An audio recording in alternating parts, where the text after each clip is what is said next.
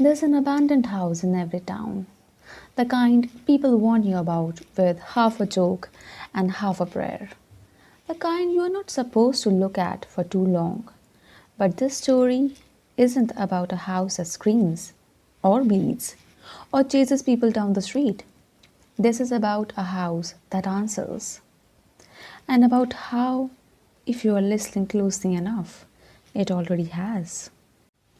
House number 27 sat at the end of a narrow street where streetlights flickered even when they were brand new. It wasn't collapsing, it wasn't rotting, it looked maintained. That was the first mistake people made, thinking neglect is scarier than care. The second mistake was knocking. It started as a joke.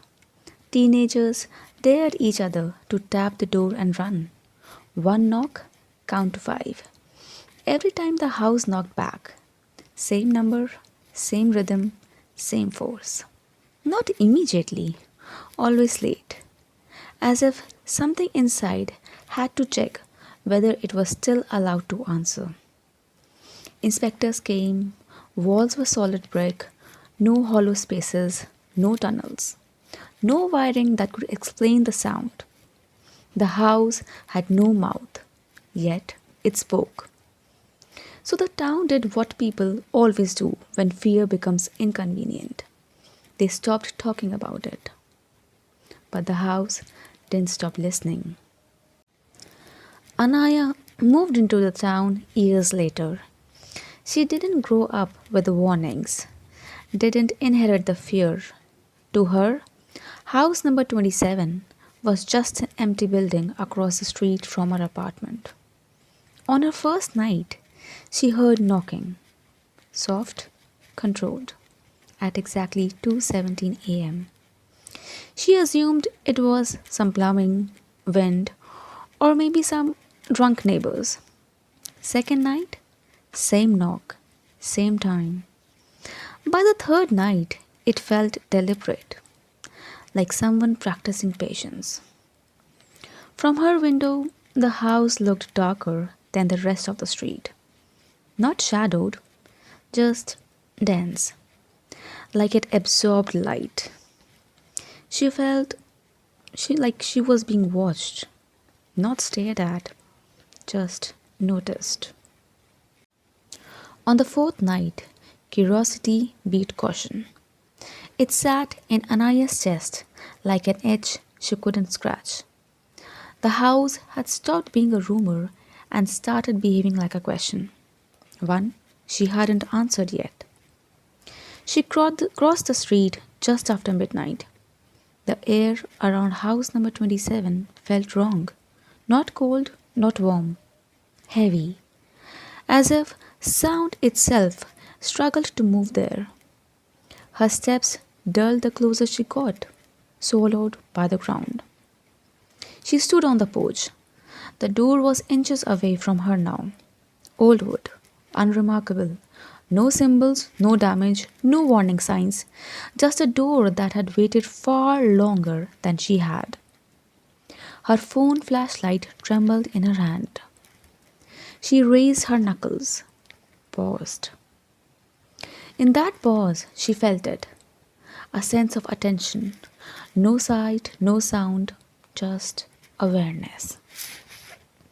Like stepping into a room and realizing someone had already been watching you breathe. She knocked once.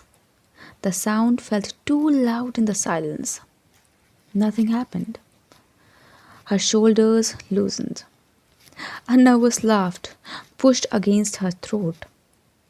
She had built this up, let fear invent a story. Then the house replied. One knock from the other side of the door. Not hollow, not distance.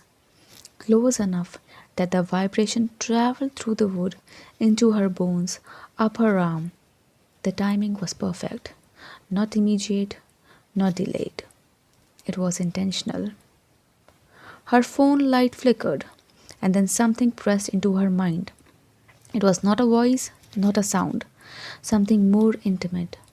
A thought that slipped between her own, wearing her fear like a familiar coat. You are late. Her breath caught. The porch seemed to tilt beneath her feet. The door never moved. No handle turned. No lock shifted. But something inside the house adjusted, as if it had finally confirmed what it needed. Anaya stepped back, as for the first time since moving to the town, she felt certain of one thing. She hadn't disturbed the house. She had completed something. After that night, Anaya avoided the street. But at 2:17 a.m., the knocking returned. This time on her own door. Same rhythm, same delay. She stayed in bed, staring at the ceiling, heart pounding so loudly she was sure whatever stood outside could hear it. The knocking stopped. Her phone buzzed. With an unknown number, one message was received. You answered. Now it is your turn. The next morning, something changed. House number 27 went silent. And for the first time in decades, it didn't answer anyone. The town felt relieved. They thought the house was empty. They were wrong.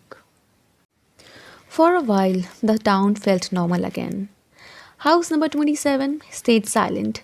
No echoes, no sound, no late night dares. People just called it closure.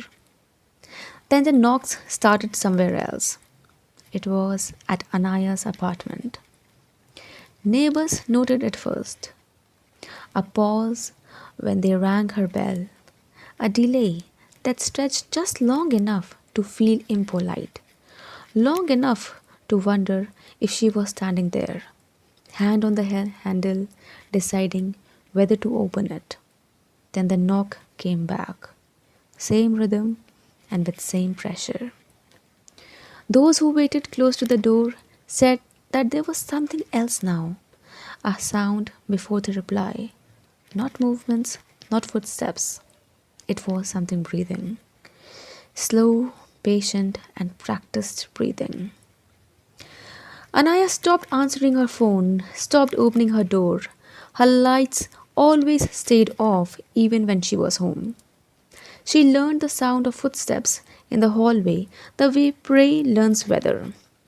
Because the thing wasn't trapped anymore. It had learned something important inside house number 27. That houses are easy, doors are not. Doors belong to people.